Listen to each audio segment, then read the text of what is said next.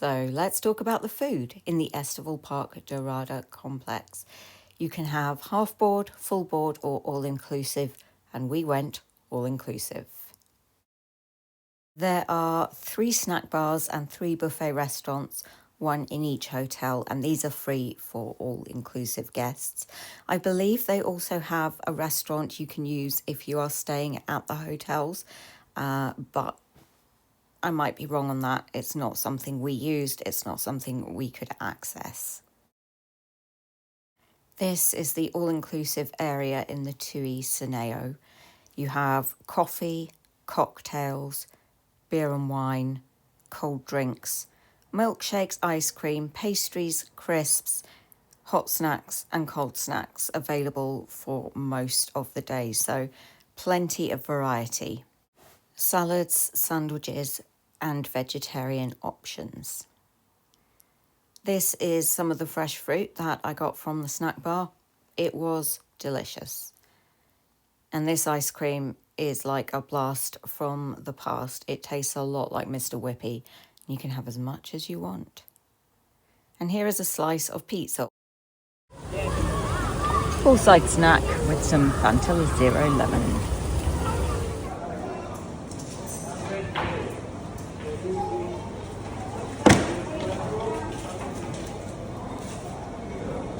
The all-inclusive area is mostly self-serve. They have chocolate ice cream, vanilla ice cream, and a mix. The sign's a little misleading. It implies there is strawberry ice cream. It's just vanilla and chocolate, but it's delicious. That said, we do need to talk about this tuna sandwich.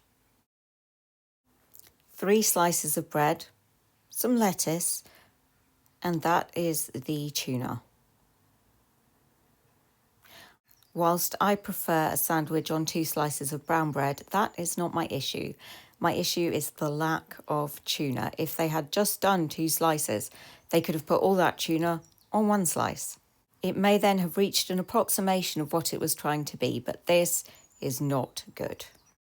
There were a couple of times we had to wait for them to restock on some of the hot foods. However, we didn't have to wait for too long. It's just something to be aware of, especially if you are going in the peak season. Overall, I'd say the quality of the snack bar food was mixed. Some of it was good, most of it was okay, and some of it was bad. I found the snack bar highly convenient, but the quality of the food was very cheap. You could literally taste the savings. Okay, let's move on to the restaurants. This is the buffet restaurant in the Hotel Silmar. We did try all 3. We actually found that the Suneo was the nicest. I don't know if it was imagination or not, but the food did taste a little better from the Suneo. I was able to get a few sneaky shots of the food. This is the breakfast spread. There's fruit, breads, pastries, cooked breakfasts, toast, cereal, a really huge selection to choose from. As I said earlier, it was exactly the same foods across all 3 buffets.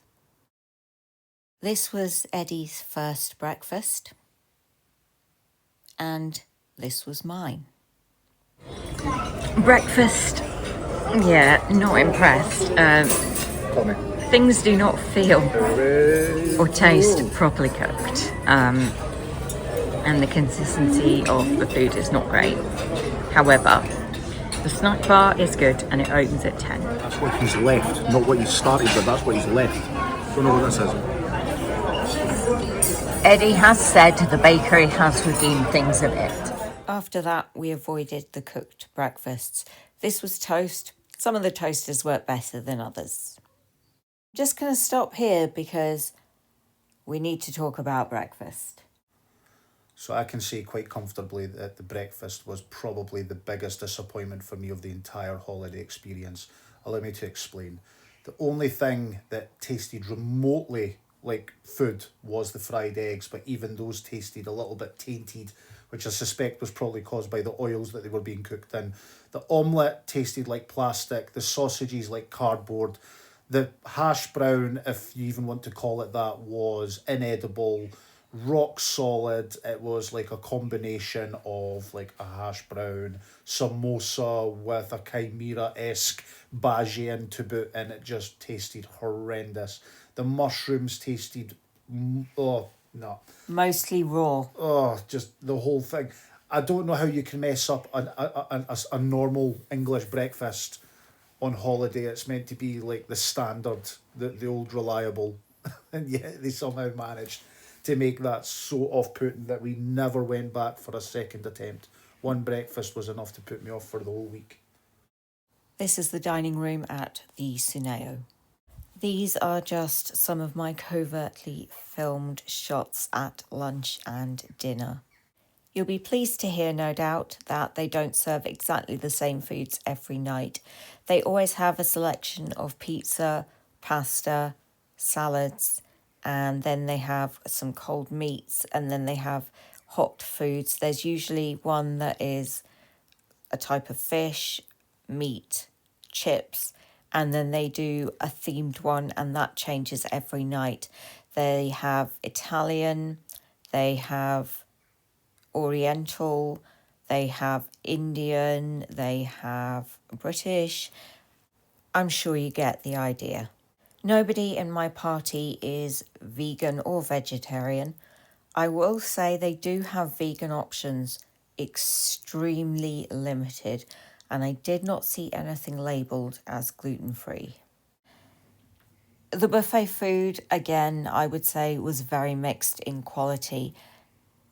The European food was by and large great. The British food was by and large awful. Everything else was kind of in the middle. I'm convinced that's intentional with the ongoing protest for tourists if you're from Britain. Really felt like being feeding time at the zoo. Oh, what?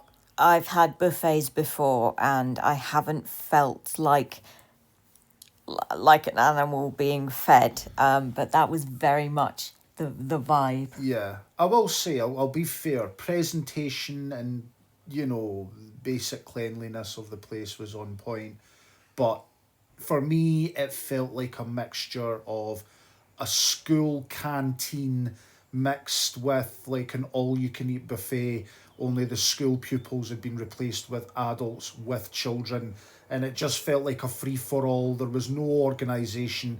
You were welcomed into the place by the staff, but then you were on your own to fend for tables, drinks, and it just felt like everyone, there was no organisation, everyone was walking into each other.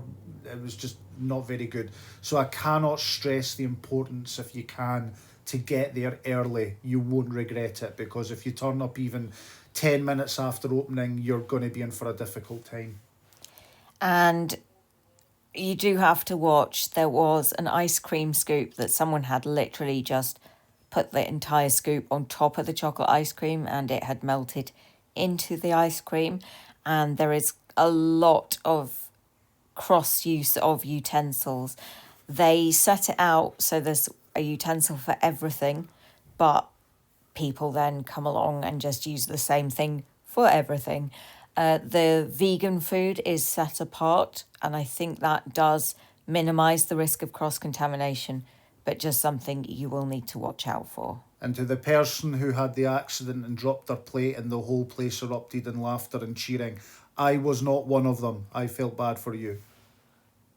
Thanks for watching, guys. See you next time.